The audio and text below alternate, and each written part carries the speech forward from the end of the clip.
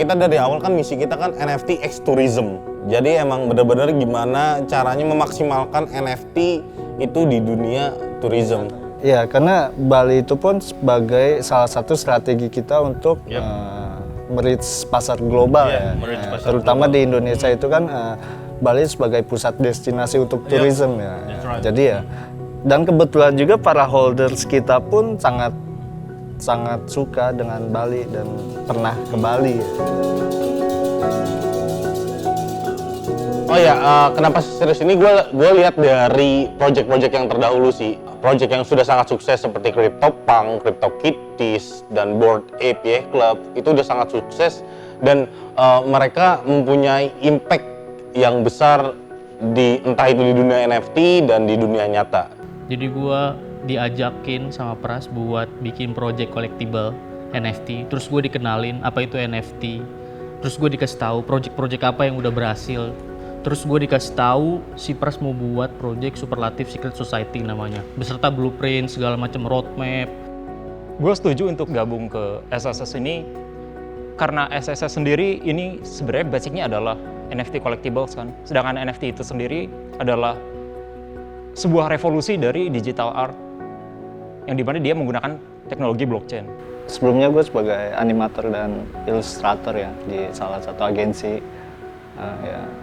I just keep my daily work yang setiap hari ya gue menjalani rutinitas yang sama.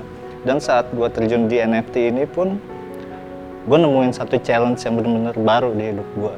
Gue bisa mengeluarkan semua idealis isi pikiran gue di gambar gue.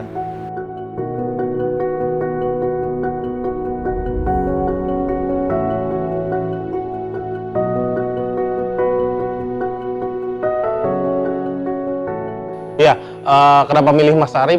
Gue lihat dari karya-karyanya Mas Arif itu emang karyanya itu menggerakkan hati banyak orang sih. Jadi ya dari situ, jadi gue percaya sama Mas Arif. Karya Mas Arif juga bisa menggerakkan NFT space.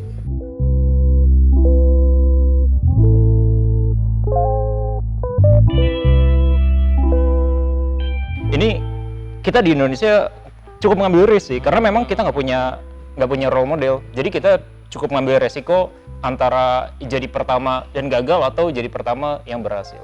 Kita pun pertama ketika bikin NFT collectibles ini, nggak ada orang-orang Indo yang aware terhadap itu gitu. Holder-holder kita awal-awal semua itu mostly dari luar. Sebenarnya sih ini gue nggak nyangka banget sih. Gue mau balik lagi berterima kasih untuk para holder yang percaya dengan SSS. Ini gue bener-bener nggak nyangka kita bisa ngebangun NFT galeri mungkin yang pertama di Indonesia gitu, yang berlokasi di Legian Bali. Itu sangat bagi gua tuh sangat berharga banget sih. Setelah roadmap mungkin kita punya banyak mimpi yang lebih besar ya. Sebelum kita berangkat ke mimpi yang lebih besar, goals kita yang lebih besar, kita ingin fokus dulu di roadmap kita. Ketika galeri jadi, kita ngefokusin buat ngekonsepin acara yang bakalan ada sih, entah setiap bulan atau setiap minggunya gitu. Biar ada alasan setiap orang itu datang ke galeri kita. Kita ingin ya artis-artis yang emang bertalenta itu dapat exposure lebih lah di dunia NFT. Dan kita pun untuk mengembrace ya, untuk merangkul seluruh teman-teman yang berkesenian dan ingin belajar NFT.